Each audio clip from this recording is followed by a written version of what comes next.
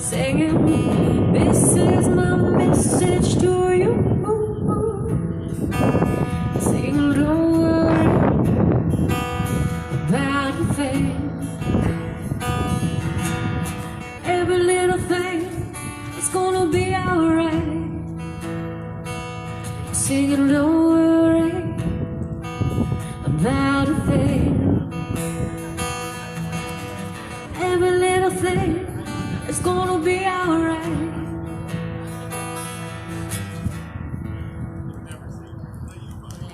Thank you. Feels like the right one to say.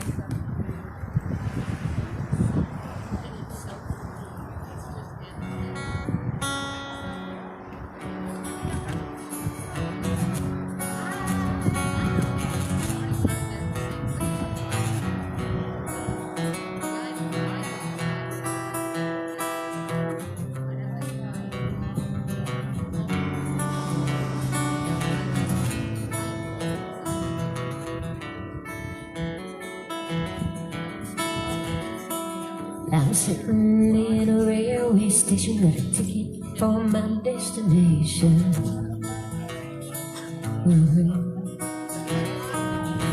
On a tour of one night stands, my suitcase and guitar in hand. Every stop is nearly planned for a poet and a one-man band. Homeward bound, I wish I was. Homeward bound, well, my thoughts are skipping home, my music's playing home, my love lies waiting silently for me, silently for me.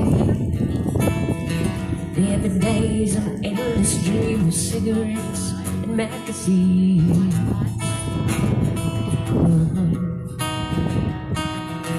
Each town looks the same to me, the movies and the factories.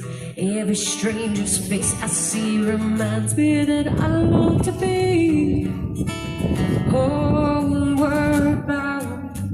I wish I was homeward bound. Oh, when my thoughts escaping home, my music's playing home, my love lies waiting silently for me, silently for me. Tonight I'll sing my songs again, say the words and pretend. Though my words come back to me with shades of mediocrity, like emptiness and harmony. Need someone to comfort me. Homeward bound, I wish I was. Homeward bound, oh, well, my thoughts are skipping home, my music's playing home, my love lies waiting silently for me, silently for me.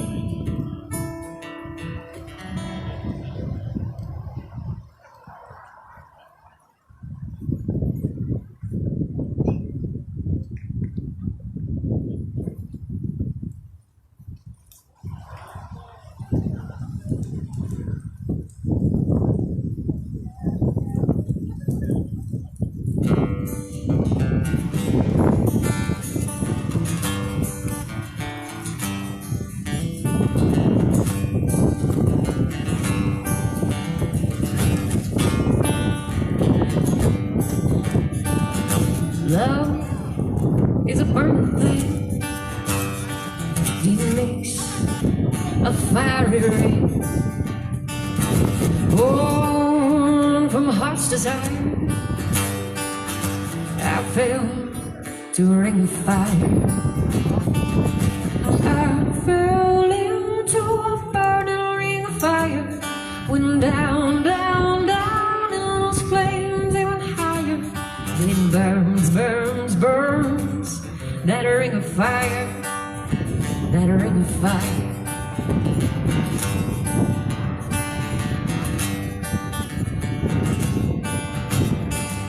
the taste of love is sweet when hearts like ours meet. I feel like a child, but the fire was wild. I fell into a burning ring of fire, went down, down, down, and lost flames even higher. Burns, burns, burns, that ring of fire, that ring of fire. Thank you. Johnny Cash.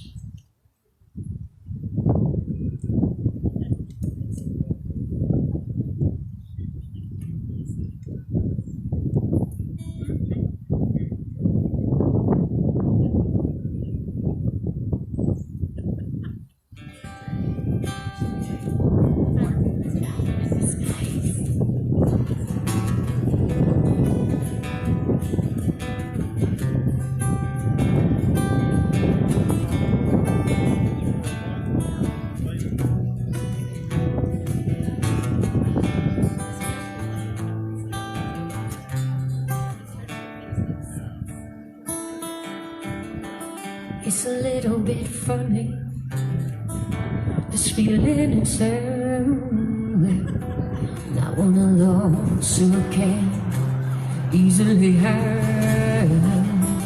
I don't have much money, oh, but if I did, I'd build us a big house we can live in. If I was a sculptor, let it get known. Oh, the man who makes potions in a traveling show. I know it's not much, but it's the best that I can do. My gift is my song, and this one's for you. And you can tell everybody that this is your song. It might seem quite simple, but now that it's done, I hope you don't mind, I hope you don't mind that I put down in words how wonderful life is that you're in the world. I sat on the roof and kicked off the most, well, couple of verses, yes, they got me quite cross, but the sun was quite kind while I rolled down this song. It's for people like you, babe, who keep it turned on. Forgive me for asking, but these things I do, yeah, seems I've forgotten if they're green or they're blue. But what I mean, what I really mean to say, yours are the sweetest eyes I've ever seen. You can tell everybody that this is your song. It might seem quite simple, but now that it's done, I hope you don't mind, I hope you don't mind that I put down in words how wonderful life is that you're in the world. How wonderful life is that you're in the world. Oh, you're welcome. Amy Henderson, everybody. Hey guys, good morning. One of my favorite singers in all the world. Thank you, Amy. Well, thank you for coming out today. Welcome to the Center for Spiritual Living here in St. Augustine, Florida. Probably one of the best days we've had in a long, long time, so loving the weather here. You know, I used to start all the services. Maybe I need to start it again by telling everyone just to leave all their troubles and fears, their would-haves, could-haves, or should-haves, to leave all that stuff outside, even further outside. Leave it across Old Moultrie. How about that? It's like a little puppy dog. It's going to be there when you get ready to pick it back up. But just for a little bit, leave your worries alone and instead open up for yourself an avenue of Spirit's possibilities. And what are Spirit possibilities? Well, they're for more love, more joy, more happiness, more friendship, more beautiful days in the sunshine. They're everything that make us feel alive, because that's what Spirit is doing through you and through me, showing up, recognizing itself through our love, our joy, and our laughter. So know you're in a great place this morning, and Spirit is going to recognize and reward you abundantly. Well, I don't have any announcements today, so to get us started, let's get Jim Saul up here to do an opening treatment for us. Come on up, Jim.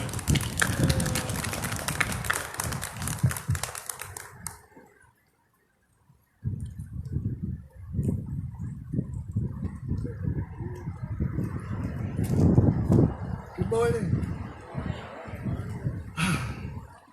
This past Tuesday night at the prayer circle, the virtual prayer circle that we have on Tuesday night, everybody mentioned all the people they knew that needed prayer work.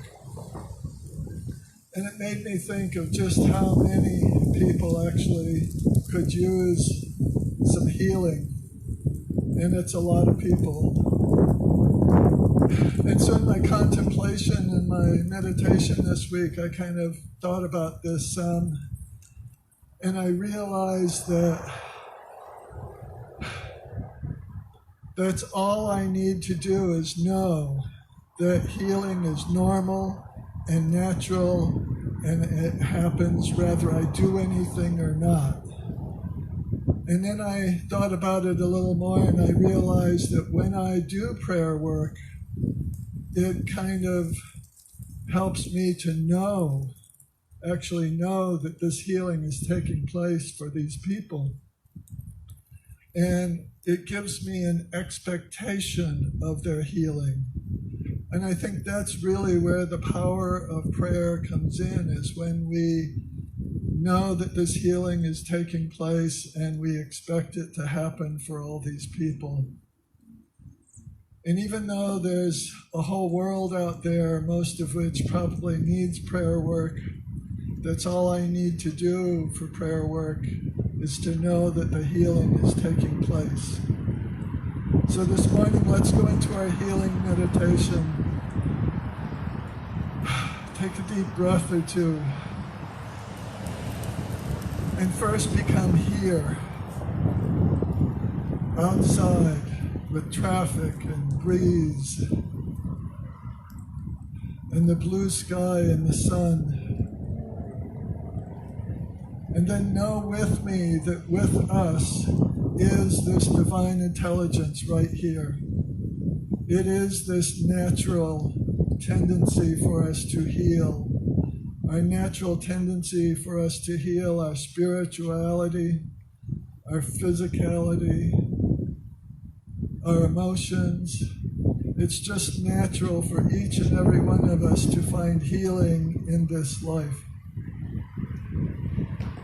And just for a minute, begin to think of those people that you know who could use a healing this morning. Think of them, maybe visualize their face or say their name in your thoughts, and just know that they're being healed, that this energy of thought and prayer is entering into their life and helping them spiritually awaken, helping them to maybe physically heal, helping them to move past their struggles. For this is what prayer is about, knowing that each and every one of us has a divinely inspired future. And that divinely inspired future cannot be held back. It is coming. I give thanks for this center, for it has so often given me the faith that I might not elsewhere have had. And I give thanks for this time, even though it might be some struggles, for it has awakened me to even more spiritual truths and spiritual experiences. And so I can release this prayer this morning, knowing that each and every one of us can visualize the people in our lives who need prayer and know that we help them just by our expectation of healing. And this center also can use some healing. We're doing well, but soon we should have our 150 people back inside, and that will be a true healing for us. So I give thanks for all these things, and I can release this prayer to be so simply by saying, and so it is. Thank you. Thank you, Joe. Amy, you got a song for us? I do.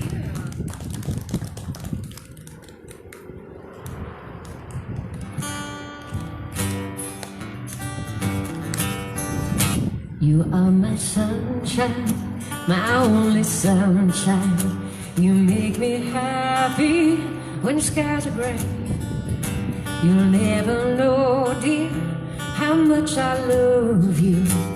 Please don't take my sunshine away. The other night, dear, as I lay sleeping, I dreamt I held you in my arms.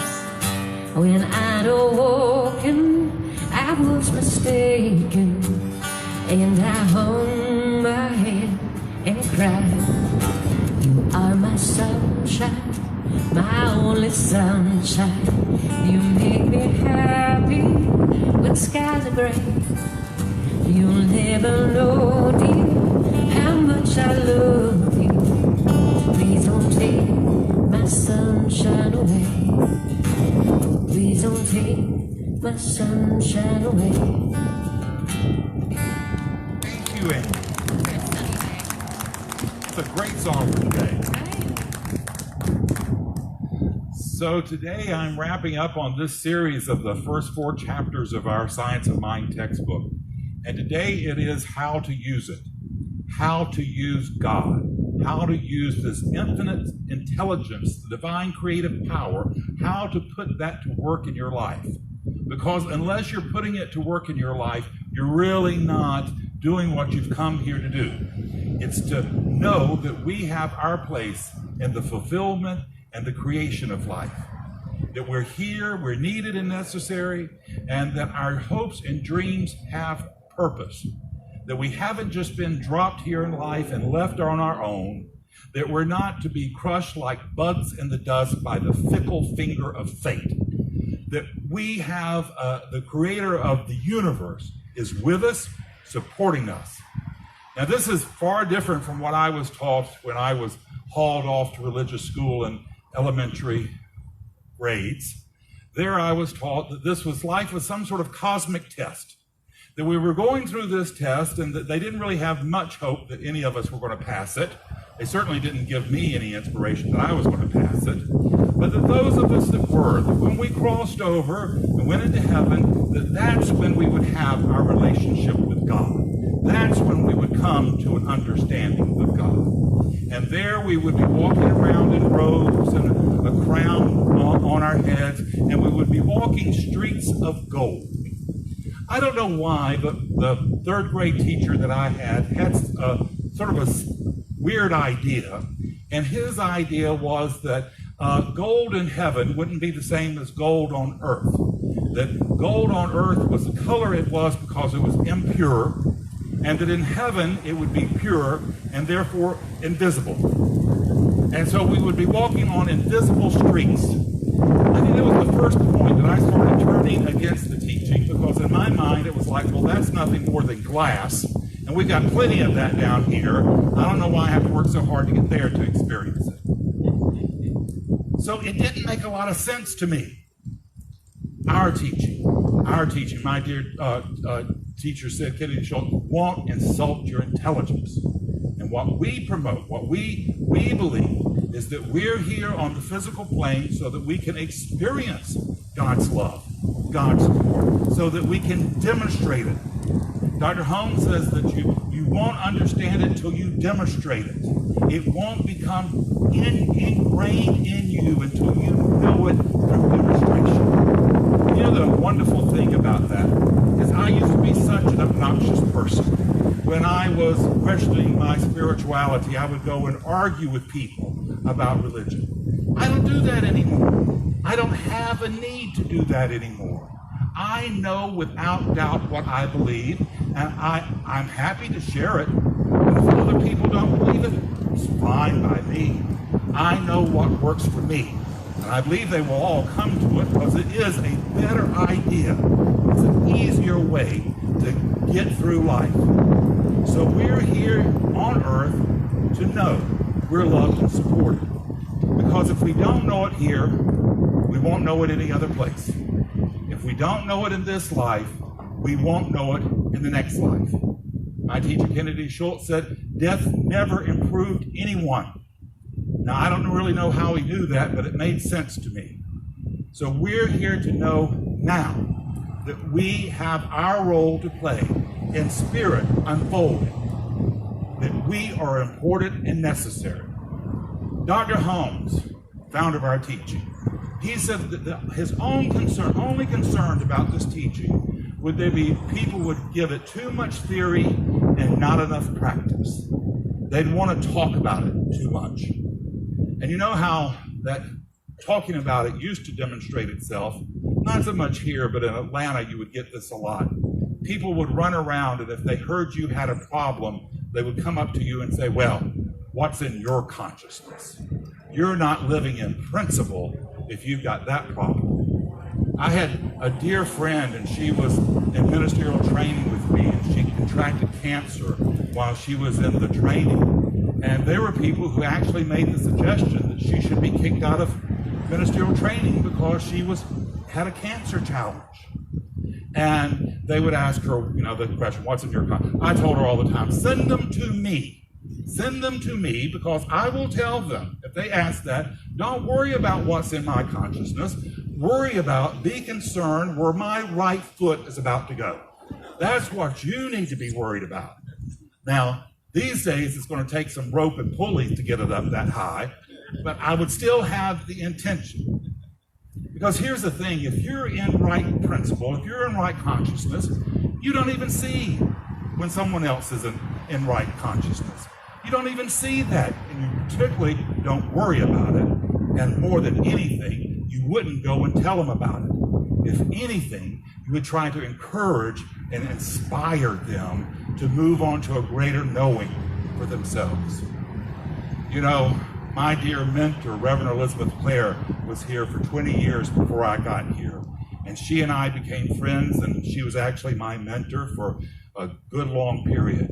And I can say that she never for a moment, even during some really difficult times, did she ever do anything but encourage and inspire me to know my best about myself. And this is how we get people to grow. This is how we get people to be the better part of themselves, even during the worst of times. Now, Dr. Holmes wrote that the law, which is the power and creativity of the universe, is infinite, and it's available to us wherever we are. And wherever we are, we can put it to work in our lives. We don't have to get better to do better. By deliberate thought, we can unleash all the potentiality of the universe to work in our lives. By deliberate thought. Now, habitual thought, that's just the random thoughts you have all through your life, they have some power. But deliberate thought, when you deliberately choose to think about a better idea, that has great power. And particularly when you can shift the direction of your thinking. If you go from a negative directory, if you can shift that to something positive, you are unleashing great potential in your life. You see, our negative thoughts, they only have the power we give them. And they can drain us. That's what they do. We give them power. They drain us of power. Conscious, deliberate, positive thoughts, they not only have our power, but they have the power of the universe. And so they will leave us energized.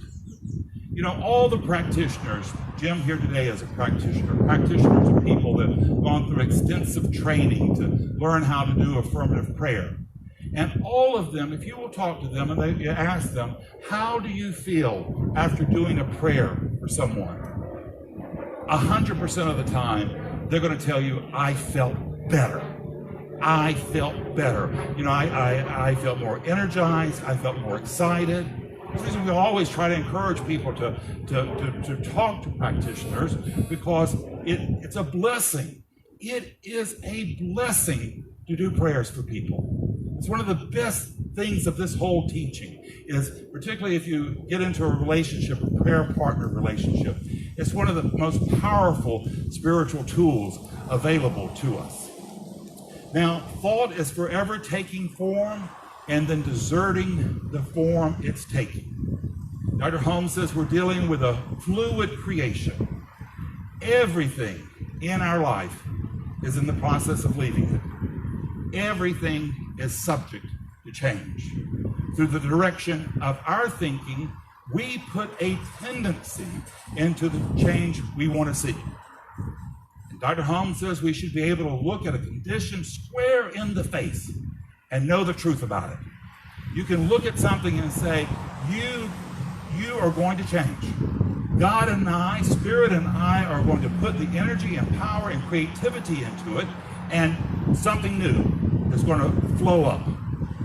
We are to allow Spirit to guide us through this journey. Spirit is wanting, urging you to know the best for yourself. Spirit is your beloved friend. It is closer to you, Dr. Holmes said, than your next breath. And if you will listen to it, it will call you forth to a greater knowing for yourself. And it can be a wonderful a dance, like the ballroom dancers. This is how Spirit can guide you through your life on a daily, thought-by-thought basis. Now, my life right now, one of the biggest spiritual exercises that I do is coming up with the Sunday talks each Sunday. And I can spend a whole week long researching them and getting the right material. And when I do that, what I find are the talks are very staid. They don't have a lot of fluidity to them. They don't have a lot of energy to them. But if I will just go through life and just allow what needs to be said through me to percolate up, I will find something during the week that's both relevant and interesting for me to talk about. But it's a matter of my just relaxing and allowing Spirit to guide me through. This past week, I have really put an emphasis on looking for things that are humorous. I find it's really important right now, as we're going through this stressful period, to have humorous and funny things, to ingest a little humor into our lives. Spirit has an amazing sense of humor. Anything that created middle age and sex has got a good sense of humor. And humor is one of the best ways to relieve stress. So I'm loving, there's a program you can watch on one of the channels now called Whose Line Is It Anyway? It's an improv show and it's just hysterical. There's another program, it's a British series that I find on YouTube, and it's called Mrs. Brown's Boys. And that's also hysterical. So I was on YouTube and I was searching around for clips, and up popped, in the middle of looking for these clips for this comedy show, up popped this very serious lecture by this woman. Her name was Brenda Dunn, and she works at Princeton University, and the video was on consciousness. So I thought, well, this is interesting. Let me check and see what this is. So this woman was the lab manager for Robert John. He was the head of the Department of Deep Space Engineering for Princeton University. That's a pretty big job. I mean, they just don't let anybody get that job. You don't find that job in the box of Cracker Jacks. I mean, you've got to be really smart, really advanced to get that job. So here's this guy, Robert John. He's head of this department at Princeton University. One of his friends, another very powerful person named John McDonnell, head of, and actually I think the founder of McDonnell Aerospace Corporation. Imagine that. John McDonnell had through years of research of training people and doing tests with aircraft and tests with pilots. They had found something very interesting, that sometimes when a pilot is in a critical situation, i.e. the plane's about to descend to the earth at 500 miles an hour, that sometimes when there's this critical situation, that something happens. They called it a gremlin, that something happens that cannot be explained. That the pilot is able to do something with the aircraft, or the aircraft responds to the pilot in a certain way that there's no explanation. That maybe the pilot pulls out, and it doesn't really, there's no engineering explanation of how they were able to do that. So this guy, John McDonnell, came to Robert John and said, I want you to do research on this. I want to find out, how does that happen? What explanation is there for that? And so Bob Johns, he proceeds to do this research along with his lab manager, Brenda. And what they did is they set up these computers that would just produce random results for things, just hundreds of random results, numbers and all kinds of things. They would set a person down in front of the computer and they would say, try to influence the results. Try to get this computer, just through your thought, just by observing it, try to get this computer to have a variation, one way or another. Now, what they found out is if you just do 10 of them, if you just do 100 of them, just do 1,000 of them, you're not going to see very much. But when you start doing 10,000 tests, 100,000 tests, you start seeing a variation. And the more you do, the more variation you see. Now, here's the interesting thing. They found out if you put an emotional component to it, if you got the person emotionally excited about the results, the variation was even greater. Even greater. So Bob John, he produced his results. He immediately got turned off by his the people who, his peers, when he was really kind of drummed out of Princeton University because they said this wasn't scientific. And he didn't really care anyway because he says this is what the data is proving. He went on to have two major observations that fit exactly with our teaching.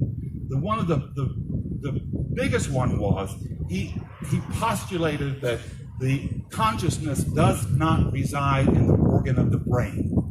It uses the brain, but it resides elsewhere.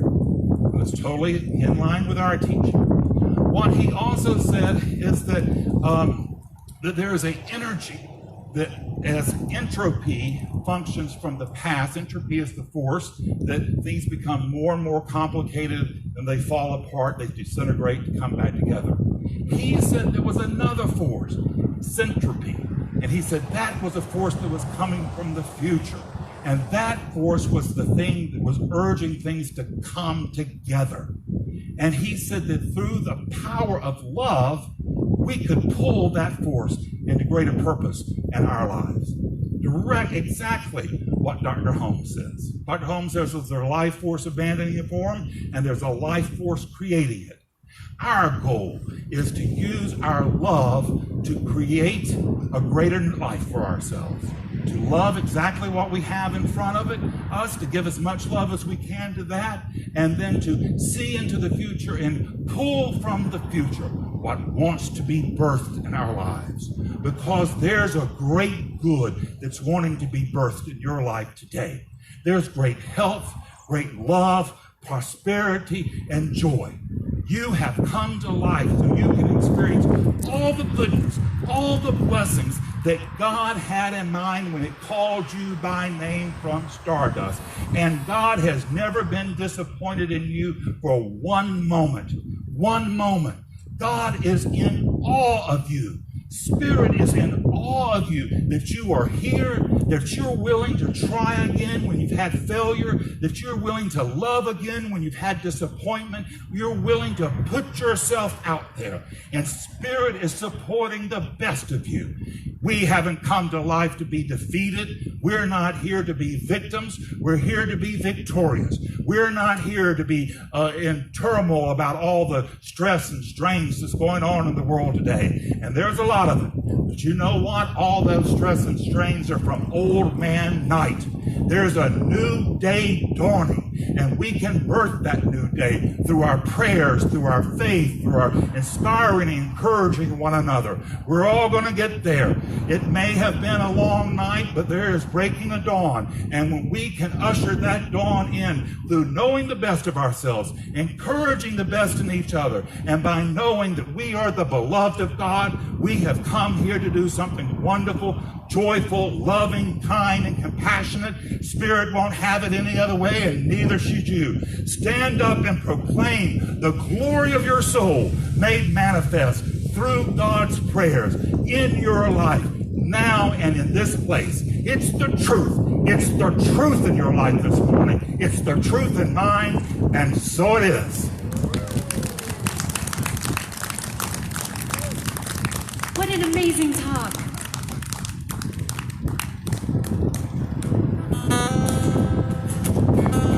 We're going to keep with the sunshine theme today.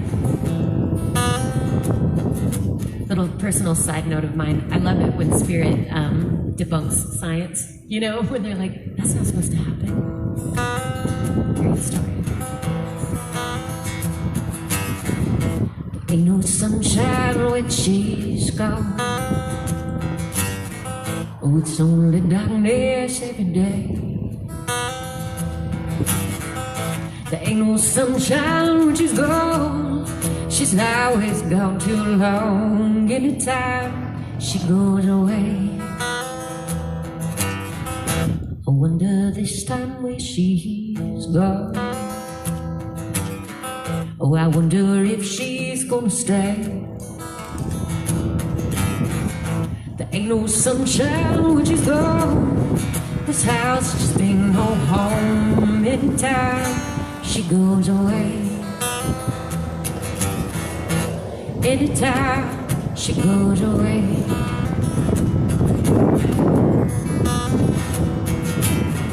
Oh, and I know, well, I know. See, leave the young things alone. Ain't no sunshine when she's gone. Oh, it's only darkness every day. There ain't no sunshine when she's gone. This house just ain't no home. Anytime she goes away,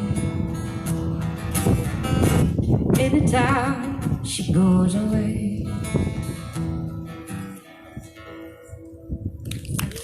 Thank you. Thanks for having me this morning.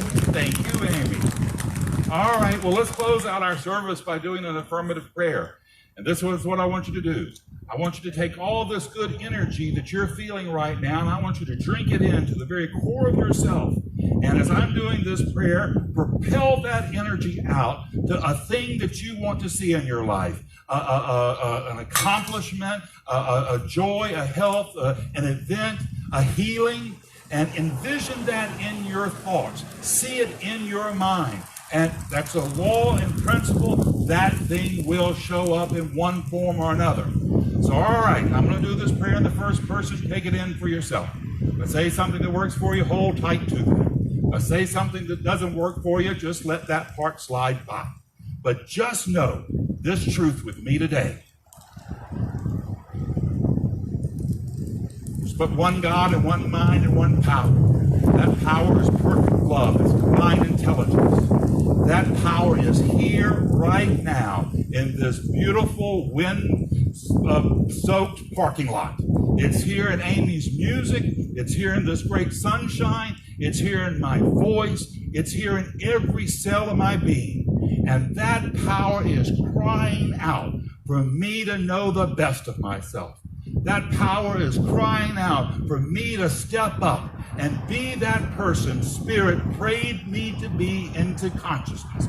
It prayed me to be a person bold with compassion, courageous with love, to step out and know that I am not any kind of victim. I'm not wounded. I'm not less than.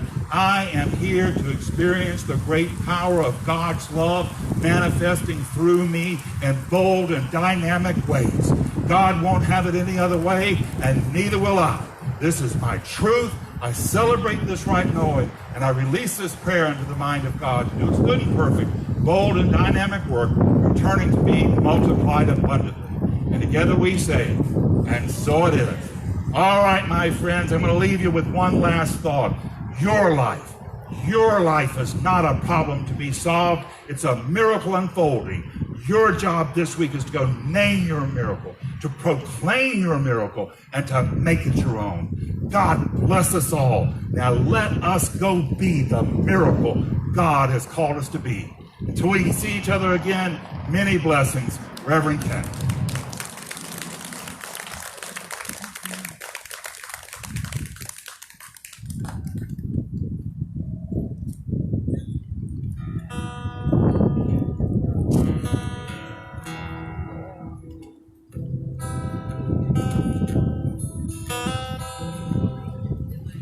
Come away with me in the night.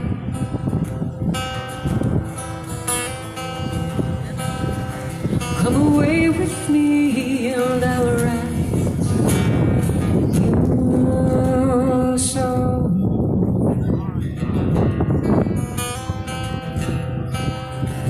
Come away with me on the bus.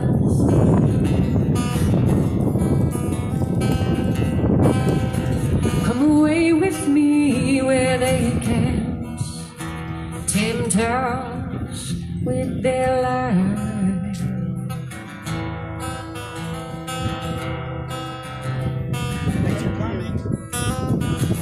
I wanna walk with you on a cloudy day. Fields with yellow grass grows knee high. So won't you try to come away with me and kiss on a mountaintop. Come away with me and I'll never stop loving you.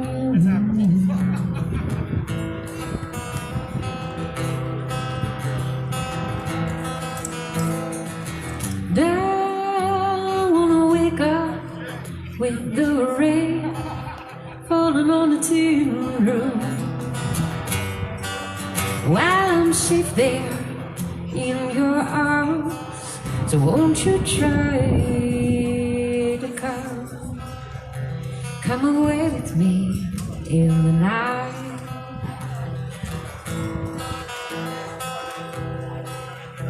Come away.